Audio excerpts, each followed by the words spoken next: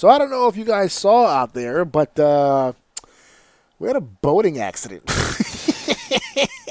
We had a boating accident here in New York. This is going to be a short one because I don't really have all the information on this one, but it's local to me, so why not talk about it a little bit? It had some very eerie similarities to another situation, and we'll get into that. But there was a boat, a Mexican military training boat, which for some reason had a bunch of crew members like strapped to the mast. I'm still trying to get details as to exactly what was going on. And what we do know is that 287 crew members were on this boat, 19 injured, and we even have 2 fatalities. 2 individuals passed away during the course of this trip. And they were on some sort of peace-seeking, tour. They came here to put on some sort of performance or something for the people. And they had just power failure across the board. And because of that, the wind, it was almost like like an old sailboat kind of situation. The wind took the boat and slammed this bitch right into the Brooklyn Bridge, and the mast was coming apart. It's scraping like the sides and the bottom of the fucking bridge. And it made this crazy, eerie, like haunted house kind of sound. While it did that, it was kind of, oh god, it was like really eerie. It was a really eerie sound to listen to. But it's scraping up the bottom, it's scraping the sides of the bridge, the mast is crumbling down, and there are people who are on that mast. So when the boat finally cuts through to the other side of the bridge, we've got people dangling, and the injuries were immense. Like I said, 19 injuries out of 287 does not seem like a lot numerically, but when they're up there and it's hard to reach them, and some of them fell into the water, it was a whole ordeal.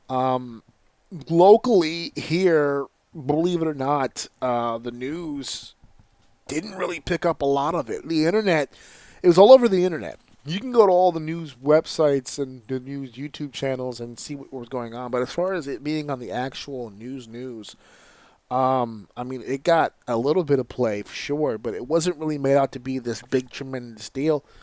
It's not until you see the footage where you think to yourself, wow, this was a really scary situation for a lot of people that were on that boat. And it seemed to have been scary for the people on the boat. Because if you look at the footage, there wasn't a lot of fear from the people not on the boat. I have to laugh because New Yorkers, we really are dead inside. There's like nothing that shakes us anymore. So much shit has happened in this fucking city. Like when you go back and you watch the footage and you see the boat just kind of cutting through the bridge and kind of making its way to the actual wall and foundation to where the East River Drive is, right? So for those of you who don't know how this section of New York works, the whole aisle of Manhattan is surrounded. The outer edging of the Isle of Manhattan is 2 major highways. On the west side of the island, you have the West Side Highway, and on the east side of the island, you have the FDR Drive. Now, the highway itself does not connect directly to the water. In between the highway and the water is walkways, pathways. There's recreational stuff, basketball courts, tennis courts, walking spaces, benches for you to sit. It's like it's for the people. It's very visually scenic heavy, right?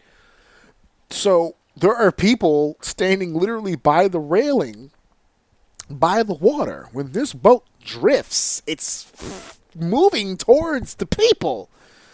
And not a single person on planet Earth bothered to move out of the way or show any kind of urgency. When you listen to the phone, like when people took out their phones and recorded it, you can hear them talking over their phone. And you hear things like, oh my God, that's crazy.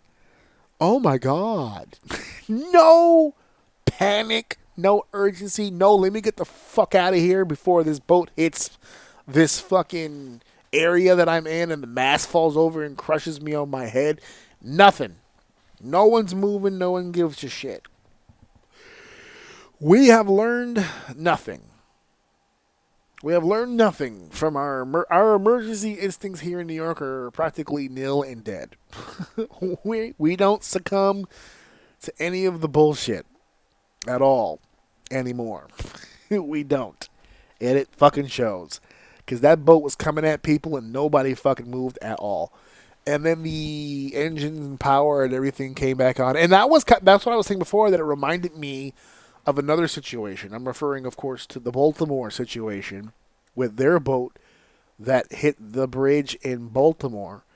That footage has haunted me for forever, because that is I got it right here in front of me. The boat hit the Francis Scott Key Bridge in Baltimore, and there were people on that fucking bridge driving like any other given fucking night when the boat lost power, just like this one did. But it wasn't the boat that hit the Brooklyn Bridge was more of a smaller vessel. It wasn't like a large cargo, like heavy metal fucking big ass fucking like a ship. You know, like this boat really was a boat. It looked like a boat. You know, the one in Baltimore was a fucking ship. You know, a big goddamn ship.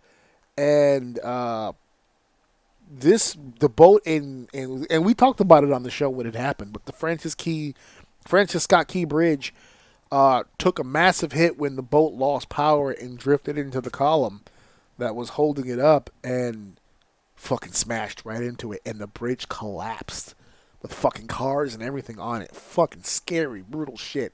Every time people that I have spoken to are on bridges in general, especially here in New York, they're always on high alert. Because remember, this is the city that's always the terrorist target. And the ones that are always the locations that are always the most worrisome when it comes to New Yorkers and when it comes to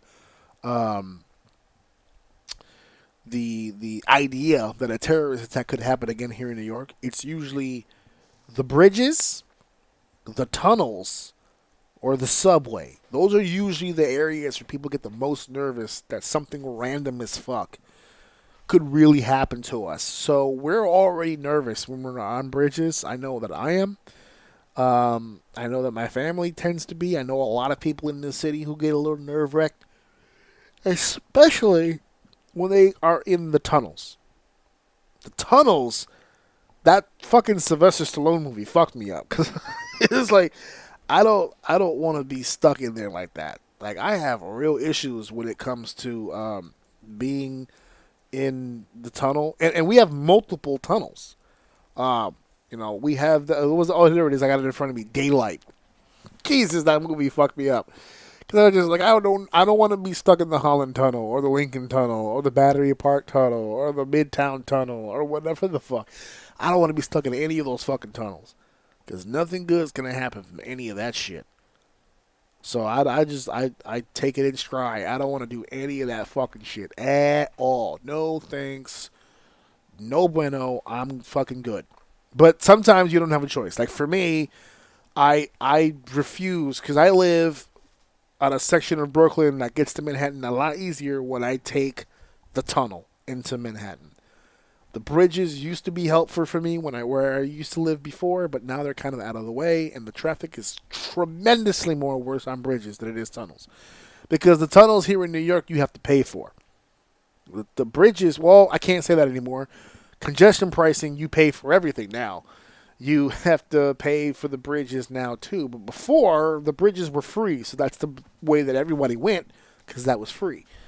The tunnel you have to pay for, so it was always less traffic, but traffic nonetheless. And you're in that tunnel with no signal. Every time we go in the tunnel, my son on his iPad, he loses signal every fucking time. So it's just a scary thought. But yeah, when that bridge got hit by, and that was one of my concerns. Even though the bridge did not collapse from the damage or from whatever it got hit with, that doesn't mean that the bridge is 100% structurally sound. So I was glad to hear that they had shut down the bridge not only that night but for almost a cool 24 hours just to run tests and to run, to get people out there looking at the bridge and trying to pontificate as to whether or not that bridge is still safe for consumption, for consumers to get on, for people to walk through. Because I know people who don't live here sometimes get shocked, but the bridge is not just for driving, and it's just not for trains. People walk these bridges. There's walkways above the cars or below in some situations where you literally just walk the bridge. You walk it, and there's some bike lanes too, so be careful. But like you can walk the bridges from Manhattan into the other borough, and sometimes that shocks people to figure that out because they don't realize that it's a tourist thing. It's like a tourist attraction. There's stuff on the bridges you can read and look at and whatever the fuck. Another piece of information a lot of non-New Yorkers don't really know. They see the bridge in movies and shows and shit, and they go, "Oh, it's a cool-looking bridge." They don't know that they can walk it. Now, they usually probably just think of it as like for cars or for buses or whatever, but that's the situation there. So I wish the people all kinds of good health. I hope they come. The 19 that were injured, unfortunately, 2 did pass from the accident. I feel bad for that because that's just a shitty way to go. It's just an accident, literally an accident. Like you're stuck up there. There's nothing you can do, and you just see the bridge getting closer and closer. It must have been maddening. It must have been crazy. 19 injured. Some of them fell into the water, which must have been another kind of scary situation for them from that height to fall into the water, which is already not a safe place because it's the East River. So, nothing a little skin cancer won't, fuck up for you if you want to get that down. And for everybody else, I heard on the news that the families of the 2 deceased people are coming up here to, get their hands on the body and make plans and all that stuff. It's a shitty situation. So I hope the bridge is okay. And I hope the people from the boat are okay, the ones who were not obviously injured. And, it is what it is, man. That's a really shitty situation to be in. I just got a lot of PTSD from that Baltimore situation. Because that Francis Scott Key, whatever bridge, I've been on that bridge too in the past, driving. And to know that it's not there because a boat hit it is kind of nerve-wracking. So it is what it is. We got to do what we can do to survive, baby. That's all we can do.